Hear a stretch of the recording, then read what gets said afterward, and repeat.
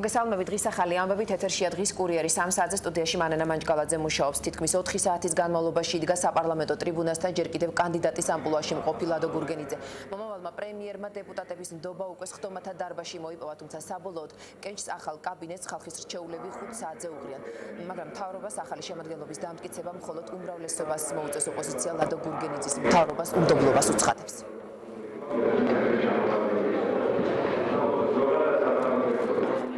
ბაღაშვილი იყოფება პარლამენტში, თამარ ოპოზიციის წევრების ხდომას არესწრებოდნენ, იყო თუ არა მწვავე და საინტერესო კითხვები უმრავლესობის მხრიდან. კითხვები იყო საინტერესო, თუმცა არა მწვავე. უმრავლესობის წევრების ძალიან დიდი ნაწილი მივიდა მიკროფონებთან და დაუსვეს შეკითხვები ლადო გურგენიძეს იმ მოხსენების შემდეგ, რომლითაც ის გამოვიდა დეპუტატების წინაშე. დაახლოებით 40 წუთიანი მოხსენება, რომელიც ორიენტირებული იყო ძირითადად რეფორმების გაგრძელებაზე და სოციალურ პოლიტიკაზე. ამის შემდეგ დეპუტატებს აინტერესებდათ უკვე უფრო კონკრეტულად ის გზები, რომლითაც მთავრობა ამ პროგრამის განხორციელებას აპირებს. მთავარი რაც ისმოდა პარლამენტის ხდომათა დარბაზში დეპუტატების მხრიდან ეს იყო მხარდაჭერა ლადო გურგენიძისადმი და მთავრობის მთელი შემადგენლობისადმი.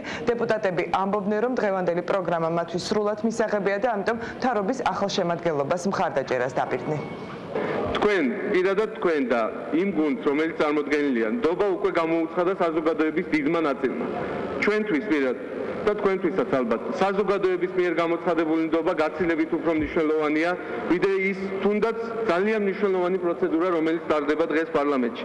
მე ხედავ, რომ საზოგადოება ძალიან დიდი მედებს ამყარებს თქვენზე და მინდა გისურვოთ, რომ თქვენი ყოველთვის ისე სჯეროდეთ ამ ხალხს, როგორც სჯერათ დღეს, როგორც დარწმუნებულები არიან დღეს, რომ თქვენ იქნებით წარმატებული და თქვენთან ერთად ეს სახელმწიფო იქნება წარმატებული. მოდიდიმე დღის წინ ვნახე როგორ შეიძლება გაგეპაროს ქართული სახელმწიფო.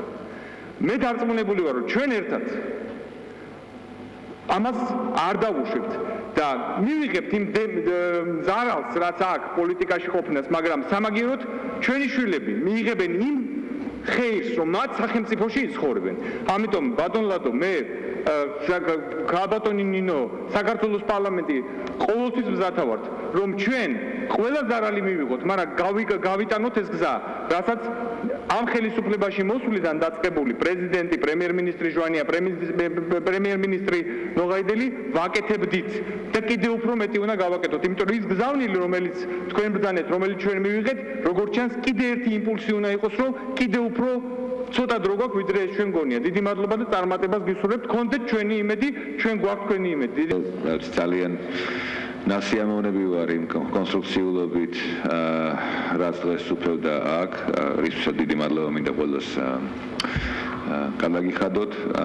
მე მგონია, რომ ჩვენ ძალიან კარგად შევეწყობით ერთმანეთს, შევძლებ ძალიან კარგად ერთად მუშაობას. ეს შევეხება არა მარტო მე, არამედ აი ამ შემადგენლობას, მინისტრთა კაბინეტისა და პარლამენტისა, რა თქმა უნდა. ჩვენ ყოველთვის ვიქნებით აბსოლუტურად ღია, გახსნილი, კონსტრუქციული, ხელმისაწვდომი, პრინციპული იმ საკითხებში, მათ შორის იდეოლოგიურ საკითხებში, რომელთა ასე ვთქვათ დათმობა არამს და არამს არ შეიძლება. მთავრობის ადეკვატური მუშაობა, გუნდური მუშაობა და ადეკვატური პასუხი ყველა იმ გამოწვევებზე, რაც ამ დროისთვის დგას მთავრობის წევრების წინაშე. ეს იყო მთავარი, რასაც როგორც პარლამენტის წევრები, ასევე მინისტრთა კაბინეტის წევრები აღნიშნავდნენ. დღეს ასევე პარლამენტში მოსული იყო კახა ლომაია, განათლების უკვე ყოფილი მინისტრი და მან პარლამენტს და მინისტრთა კაბინეტს მადლობა გადაუხადა თანამშრომლობისთვის. მან ასევე აღნიშნა, რომ ეს იყო მისი ბოლო ვიზიტი პარლამენტში, როგორც უკვე მინისტრის რანგში, როგორც ყოფილი მინისტრი დღეს აქ მოვიდა, თუმცა მთავრობის დანარჩენი წევრები, ახალი მინისტრთა კაბინეტის წევრები ამბობენ, რომ ახალ პრემიერ-მინისტრთან ერთად ისინი შეძლებენ ზუსტად შეასრულონ ის პროგრამა, რაზეც მის გამოსვლაში იყო საუბარი.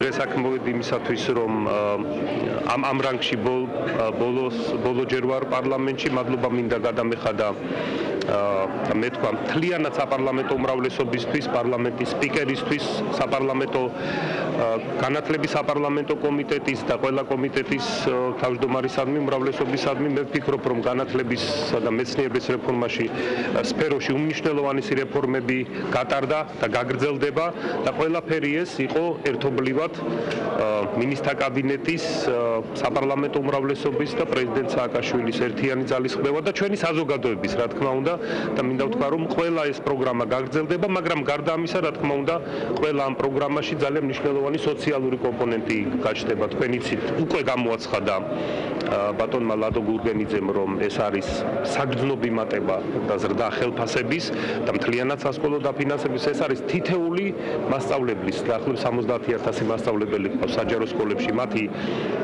სრული სამედიცინო დაზღვევა და რა თქმა უნდა, ეს გახლავთ გაგრძელება ყველა იმ სკოლების აღდგენა, ახალი სახელმძღვანელოები, ახალი პროგრამები, ერთიანი ეროვნული გამოცდები, ისე რომ ქალბატონი მაია მიმინოშვილი, რომელიც ამ რეფორმების გუნდის ერთ-ერთი ყველაზე აქტიური წევრი იყო, უკვე როგორც პრემიერ გურგენიძის კაბინეტის წევრი გააგრძელებს ყველაფერ ამას და რაც შეეხება მთავრობის მუშაობას, ძალიან კარგად ისაუბრა პრემიერ-მინისტრობის კანდიდატმა.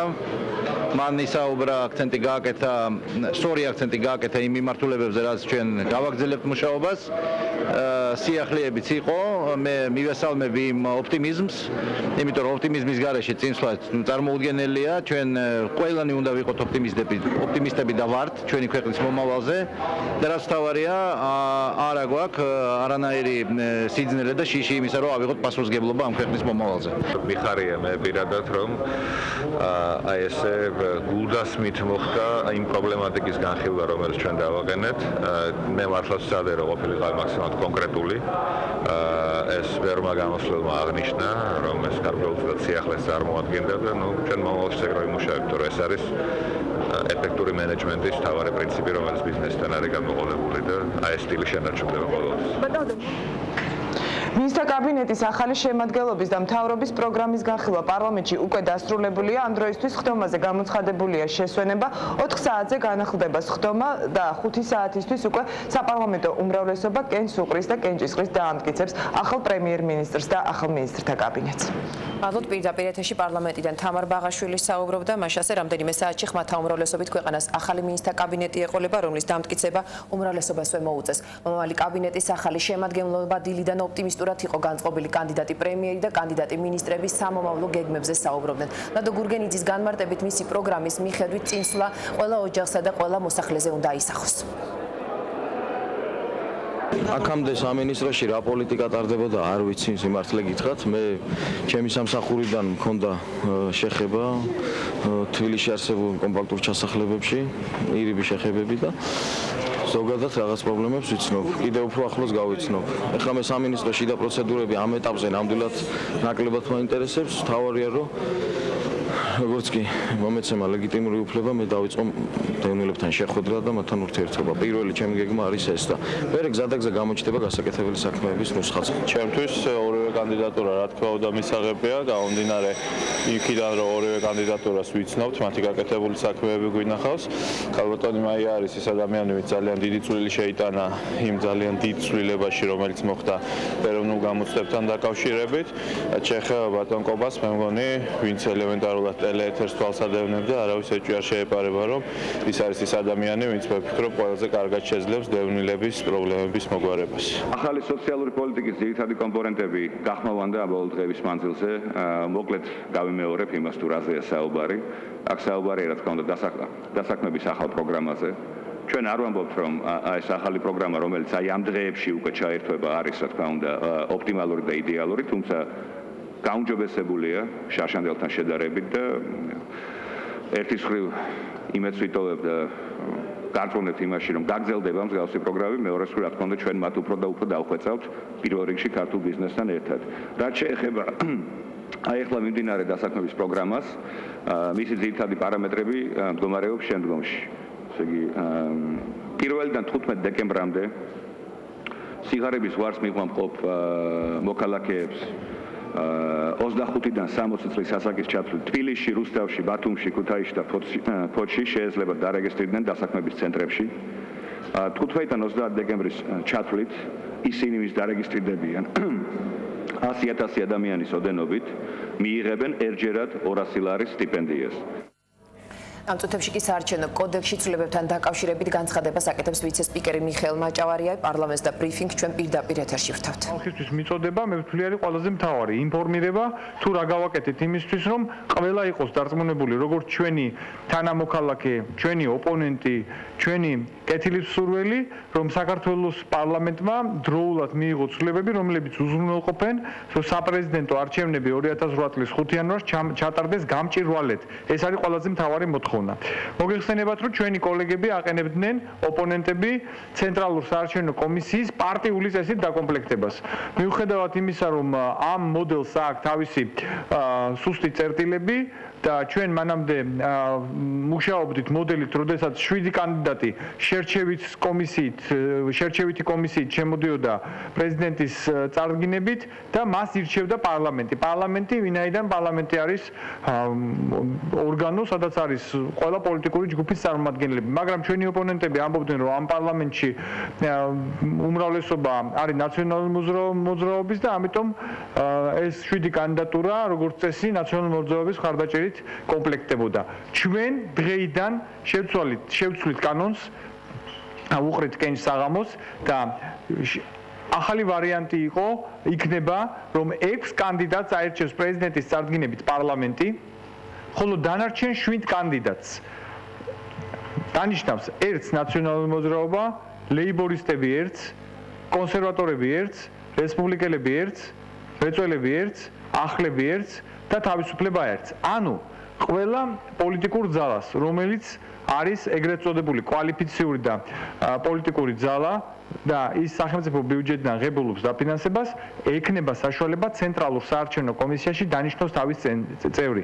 მე იმედი მაქვს, რომ ამის შემდეგ ჩვენი კოლეგები აღარ ისაუბრებენ, რომ შეიძლება იყოს პრობლემები CSGO-ში, მათ არ ქონდეთ ინფორმაცია და ვერ მიიღონ ამა თუ იმ გადაწყვეტილებაში მონაწილეობა. და მე ახლა გეტყვით, როგორი არის გარანტიები პარტიების, ანუ ოპოზიციური პარტიებისა, რომ ის აუცილებლად უნდა იყოს მონაწილე გადაწყვეტილებების მიღებაში. ამავდროულად იყო ცენზი, საარჩევნო ადმინისტრაციის მოხელე სერტიფიკატი უნდა ქონოდა და ჩვენ ხსნით ამ სერტიფიკატს.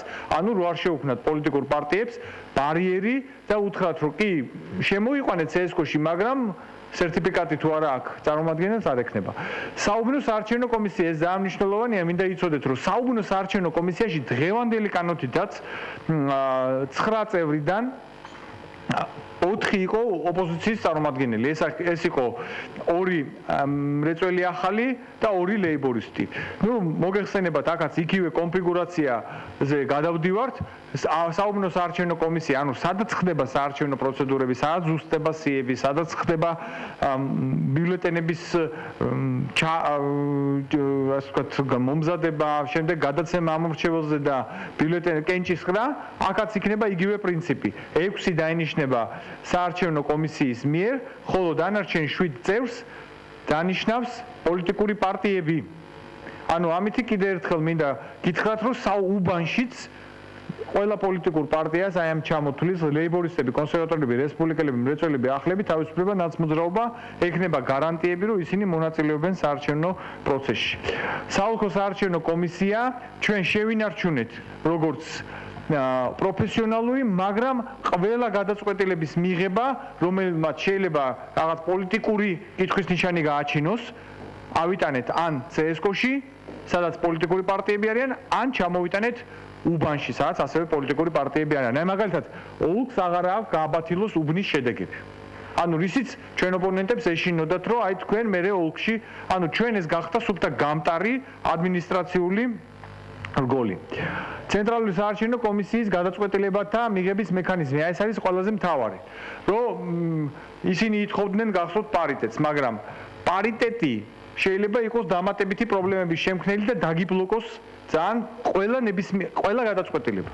ანუ თუ ნებისმიერ გადაწყვეტილება არ მოეწონება პოლიტიკურ ორგანიზაციას, ის ნახევარი ხმით გიბლოკავს. ამიტომ ჩვენ თავაზობთ ყველა პრინციპულ გადაწყვეტილებაზე, რომელიც არის უბნის გაუქმება, რეგისტრაციიდან მოხსნა და დადგენილების მიღება, რაზეც იყო საუბარი. CSGO-მ გადაწყვეტილება მიიღოს 2/3-ით. ანუ მინიმუმ 9 წევრი. ეს გარანტიაა, რომ თუ 2 პოლიტიკურმა ძალამ გარდა უბრალოდ 3 პოლიტიკურმა ძალამ ვერ მოილაპარაკა საკითხებზე, ვერც უბნის გაუქმების საკითხი, ვერც რეგისტრაციიდან მოხსნის და ვერც დადგენილების მიღების საკითხი ვერ განიხილება. ჩვენ არ მინდა ამაზე დიდი ყურადღება შემოგთავაზოთ, მაგრამ გთავაზობთ შემდგომი საკონსტიტუციო განხილვების შემდეგ რეგიონალურ პროპორციულ სიებს, იმიტომ რომ იყოთ მოთხოვნა რომ მთელ 150 დეპუტატი ავირჩიოთ პროპორციული წესით. ეს საფრთხის შემცველია, მეგობრებო. აი მე მოგიყვანთ ერთ მაგალითს. მე ახლა მონაცემები რომელიც მაქვს არის რაოდენობა ამომრჩევლისა რომელიც სულ მივიდა არჩევნებზე. ამ ხმების ნაწილი მიიღო პოლიტიკურმა პარტიამ, მაგრამ შეიძლება თეორიულად მოხდეს სიტუაცია, თუ არ იქნება გაყოფა რეგიონალური პროპორციული სიები და თლიანი პროპორციული სია, რომ რომელიმაც ერთმა პოლიტიკურმა ორგანიზაციამ წამოიღოს ყველა ხმა პირობითად სვანეთიდან, რაჭიდან და გურიიდან, ანუ თეორიული შანსი არის ამის, პრაქტიკული არ არის, მაგრამ ეს არის მოსული ამომრჩეველი და თქვათ 100% მიიღო რომელიღაც პოლიტიკურმა პარტიამ. მაგრამ აი ამ სამ რეგიონში 100%-იანი გამარჯვება პირველი ადგილი. თუ იქნება შენარჩუნებული 7%-იანი ბარიერი, არანაირი გარანტია არ არის, რომ ის მოხდება პარლამენტში. წარმოიდგინეთ, რა საფრთხის შემცველია საქართველოსთვის სიტუაცია, როდესაც რეგიონს არ აყავს თავისი წარმომადგენელი საქართველოს პარლამენტში. ამიტომ ეს იყო პარლამენტის სადაც ვიცე-სპიკერი მიხეილ მაჭავარიანი საარჩევნო კოდექსში შესულ ცვლილებებზე დეტალურად საუბრობდა. შეიძლება თუ არა მოქმედი პრეზიდენტი კონსტიტუციურ ჩარჩოებში თუ არ ღვევს ქვეყნის მთავარ კანონს, როდის უნდა გადადგეს მოქმედი პრეზიდენტი და ამავე დროს საპრეზიდენტო კანდიდატი პოსტიდან. ამის შესახებ დღეს განცხადებებს კანონმდებლები აკეთებდნენ. სახელმწიფო გუნდი საუბრობს, რომ პრეზიდენტი კონსტიტუციურად მოქმედებს, ოპონენტები კი ქვეყნის პირველ პირს კანონის გადაცდომაში ადანაშაულებენ. ოპოზიცია ელოდება პრეზიდენტის გადადგომას, რომ წინასაარჩევნო კამპანია დაიწყოს. სავარაუდოდ დღე იყო 22 ნოემბერი. მე არ ვიცი ვისი მხრიდან იყო სავარაუდოდ 22 ნოემბერი. კონსტიტუციას თუ წავიკითხავთ, ძალიან გარკვევით, წერია რომ 45 დღის ვადაში უნდა ჩატარდეს არჩევნები. ანუ აქ არანაირი ამ ტიპის თარიღი არ ფიქსირდება, მაგრამ თქვენ ალბათ იცით, ვინც ადევნებდით თვალყურს იმ კონსულტაციებს და იმ მუშაობას საარჩევნო კანონმდებლობასთან დაკავშირებით, რომ ყველა ზომა არის მიღებული, დღეს დასრულდება ამ პაკეტის მიღება, რომლის შედეგადაც ნებისმიერ კანდიდატს არანაირი მოიხსნება ყველანაირი შესაძლო პრობლემა, ასე ვთქვათ, რაიმე დროის ჩარჩოებში ჩატევის, ანუ რაიმე პროცედურების ვერ მოსწრების საფრთხე თეორიულადაც კი არ არსებობს. ჩემთვის ეს ინფორმაცია არ არის. ვერ გეტყვით, ჩემთვის ეს ინფორმაცია არ არის. მედია სოლიდარობა იმედ სახალხო დამცველთან ქართული მედიის წარმომადგენლებმა ხელი მოაწერეს საარჩევნოდ იმედის მაუწყებლობის აღდგენის მიმართვას. იმედს და კოლეგებს სოლიდარობასა და თანადგომას უცხადებთ რუსთავიორი ჟურნალისტები და ვეთანხმებით იმ მიმართვის ტექსტსაც, რომელიც დღეს გავრცელდა. სიტყვის თავისუფლება თანამედროვე ქართული საზოგადოების ერთ-ერთი ყველაზე მნიშვნელოვანი მონაპოვარია. შეუძლებელია ავაშენოთ თანამედროვე ლიბერალურ დემოკრატიულ პრინციპებზე დამყარებული სახელმწიფო, თუ არ იქნება აზრისა და სიტყვის თავისუფლების სრული გარანტია. ამასთან ვფიქრობთ, რომ არჩევნები უნდა ჩატარდეს მშვიდ და საქმიან გარემოში. მაღალი სტანდარტებით, რაც მედიისთვის პირველ რიგში გულისხმობს ნებისმიერი ხასიათის ძალადობისადმი უარყოფით დამოკიდებულებას. დარწმუნებულები ვართ, რომ ამასაც ცნობიერებს როგორც მედიის, ასევე საზოგადოების უდიდესი ნაწილი. ამიტომ მიგვაჩნია, რომ დაუყოვნებლივ უნდა აღდგეს ტელერადიო კომპანია იმედის მაუწყებლობა, რაც იქნება სწორი ნაბიჯი მიმართული დემოკრატიის განვითარებისაკენ. ნათქვამია იმ მიმართვაში, რომელსაც ხელი მოაწერა თითქმის ყველა მედია საშუალების წარმომადგენელმა. ეს არის რა თქმა უნდა ძალიან მნიშვნელოვანი. მე მადლობას ვუხდი ყველა იმ ჟურნალისტს, იმ გამოცემას თუ ტელევიზიას, თქვენი ტელევიზიის ჩათვლით რა თქმა უნდა, რომლებიც გამოეხმაურნენ ჩვენს პრობლემას. დღეს აქ იყო მაგალითი ქართული მედიის სოლიდარობისა და ერთიანობის. ძალიან კარგი იქნება თუ ეს არ იქნება მხოლოდ ფორს-მაჟორულ სიტუაციებში და მომავალშიც ჩვენ აი ამ ერთიანობას შევინარჩუნებთ. დღეს არის ძალიან კარგი დღე ქართული მედიისთვის, მიუხედავად იმისა, რომ ჩვენ მუშაობთ ესეთ ექსტრემალურ ვითარებაში, როდესაც დახურულია ტელეკომპანია იმედი და რადიო იმედი. დღეს მთელმა ქართულმა მედიამ, ყველა ტელევიზიამ და ყველა გაზეთმა გადაწყვიტა, რომ ერთობლივი მიმართვა გაეკეთებინა იმასთან დაკავშირებით, რომ ტელეკომპანია იმედი და რადიო იმედი უნდა ჩაირთოს. ეს არის ძალიან კარგი დოკუმენტი, რომელიც ახლა მე მიჭირავს ხელში მედიის მიმართვა. და აქ არის ჟურნალისტების პოზიცია და არა ცალკეული ჟურნალისტების. ამ შემთხვევაში ჟურნალისტები იყვნენ ერთიანი და ესეთი ერთსულოვანი ჟურნალისტები მე ძალიან იშვიათად მინახავს. გათავისუფლდეს უკანონო დაპატიმრებული იმედი და ხელების შორს მასმედიისგან ამოწოდებებით გამოვიდნენ მომავლის პარტიისა და ადამიანის უფლებათა დაცვის ორგანიზაციები. აქცია კანცელარიასთან გაიმართა აქტივისტებმა საქართველოს პრეზიდენტს მოთხოვნების დასაკმაყოფილებლად 10 დღიანი ვადა მისცეს. წინააღმდეგ შემთხვევაში ისინი საპროტესტო გამოსვლებით იმუქრებიან. აქცია არის გამაფრთხილებელი ხასიათის. თუ უახლოეს დღეებში არ აღსდგება ტელეკომპანიის ფუნქციონირება, მაშინ ჩვენ მივმართავთ ფართომასშტაბიან აქციებს. ამასთან ერთად ვაცნობებთ ყველა საერთაშორისო ორგანიზაციას, რათა გამოეხმაუროს ტელეკომპანიისა და რადიოს დახურვის ფაქტს. და ყველა ამას ლაპარაკობს, რატო შეწყდა იმედის გადმოცვა. ყველას გსურს ეს. თუ ამას არ გავამართლებ, ალბათ მთელი საქართველოს დაგდება ფეხზე და ამაზე აქციებს ჩაატარებენ. საქართველოს პრეზიდენტობის კანდიდატების რისკს შესაძლოა კიდევ ერთი კანდიდატი შეემატოს. კაცი, რომელსაც მოსახლეობა პრაქტიკულად სახეზე არ იცნობს, თუმცა კარგად არის ცნობილი მისი ქველმოქმედება. რუსული სააგენტოების ინფორმაციით პრეზიდენტის პოსტზე კანდიდატების დასახელების ბოლო დღეს ბიზნესმენსა და მეცენატს ბიძინა ივანიშვილს წარადგენენ. რუსული წყაროების მიხედვით მოლაპარაკება ივანიშვილთან პატარკაციშვილს აქვს. მოლაპარაკებაში ჩართულია საჩხერის მაჟორიტარი დეპუტატი ვალერი გელბახიანიც. გავრცელებული ინფორმაციით შერისხულმა პატარკაციშვილმა არჩევანი ივანიშვილზე გააკეთა და მასთან ერთად საპრეზიდენტო კარტის გათამაშებას გეგმავს. ნათქვამია, რომ დიდი ფულის გარდა ბიზნესმენებს ისიც აკავშირებთ, რომ მათ კაპიტალი სწორედ რუსეთში დააგროვეს. შეგახსენებთ, ეს ინფორმაცია რუსულმა სააგენტოებმა გაავრცელეს. და უკვე ცნობილი კანდიდატებიდან მხარდაჭერ პარტიებს ხვდება პრეზიდენტობის კანდიდატი დავით გამყრელიძე. ის ამ წუთებში ეროვნულ დემოკრატიულ პარტიაში იმყოფება, რა პრინციპით უცხადებს მხარდაჭერას ედეპე გამყრელიძეს, ამას ნათია გოგსაძისაგან შევიტყობთ. ნათია, გასაგებია მრეწველების გადაწყვეტილება, ისინი ძველი პარტნიორები არიან, მაგრამ რატომ გამყრელიძე და არა ვთქვათ ეროვნული საბჭოს კანდიდატი გაჩეჩილაძე, ანა თელაშვილი, რასაც ცხადებენ ედეპეს წარმომადგენლები? ედეპეს წარმომადგენლები აცხადებენ, რომ მათ ახალ მემარჯვენეებთან იდეური თანხმედრა აკავშირებს, მათ დიდი ხანია კონსულტაციები აქვთ ერთმანეთში და გადაწყვეტილება ამჯერად უკვე ხელშეკრულების საფუძველზე გააფორმეს. დღეს ედეპეს ოფისში მოვიდა დავით გამყრელიძე და მან ბაჩუკი ქარდავასთან ერთად პარტიებს შორის თანამშრომლობას მოაწერა ხელი. დავით გამყრელიძე დღეს იხსენებდა იმასაც, რომ მან პირველი ნაბიჯები პოლიტიკაში სწორედ გია ჭანტურიას დახმარებით გადადგა. ჩვენ ხელი მოვაწერეთ პოლიტიკურ შეთანხმებას ჭიდრო თანამშრომლობის შესახებ, პოლიტიკური ალიანსის შესახებ და ეს არ ემსახურება მხოლოდ ამ არჩევნებს, ეს არ ემსახურება არც მომავალ საპარლამენტო არჩევნებს, არამედ ეს ემსახურება იმას, რომ საქართველოში კიდევ უფრო გაძლიერდეს მემარჯვენე ცენტრისტული მოძრაობა, კიდევ უფრო გაძლიერდეს პოლიტიკაში ქრისტიანული მორალი, გაძლიერდეს ის პრინციპები, რომლებსაც ჩვენი წინაპრები, ჩვენი სახელოვანი წინაპრები წლების განმავლობაში ცდილობდნენ, რომ დაემკვიდრებინათ ქართულ რეალობაში და ქართულ სახელმწიფოში. ბოლონდროიდმა პოლიტიკურმა პროცესებმა დაგვანახა, რომ გარდა პოლიტიკური და იდეური ხედვისა ჩვენ გვაქვს ერთნაირი ტაქტიკა და სხვა არაფერი არ დაგვრჩენია დღეს. აი ამ ყველა ნაბიჯის გადადგმის შემდეგ იყო დარჩენილი მხოლოდ ერთობა და აქეთკენაც ნაბიჯი გადადგმულია. ამ ოფიციალური განცხადებების შემდეგ დავით გამყრელიძე უკვე გახდა ისევე როგორც ახალი მემარჯვენეების მრეწველების, ასევე ედეპეს საპრეზიდენტო კანდიდატი. მანამდე ის შეხვედრას მართავდა თავის უკვე ძველ პარტნიორებთან, მრეწველებთან შეხვედრისას მათ ოფისში გამოჩნდა რუსის ჟურნალისტი, სრულიად შემთხვევით რუსის ჟურნალისტი ლეონიდ პარფიონოვი, რომელიც საქართველოში ჩამოვიდა კიდევ ერთხელ სტატიის მოსამზადებლად. ის ყოველთვის ჩამოდის ხოლმე თბილისში, მაშინ როდესაც საქართველოში არის საკმაოდ კრიტიკული ვითარება. ამჯერადაც ის ამზადებს წინა საარჩევნოდ შექმნილ სიტუაციასთან დაკავშირებით ვრცელ სტატიას რუსული Newsweek-ისთვის. Мне неловко говорить как какому-то политическому комментатору, да, и как давать оценки. Но, по крайней мере, это совершенно очевидно, что трудность пути всего постсоветского пространства, кроме, может быть, стран Балтии, к демократии, это самое мягкое, что можно сказать по поводу этих событий. Конечно, это в чем-то перекликается с какими-то московскими событиями, с какими-то нашими представлениями о том, как все мучительно и непросто происходит.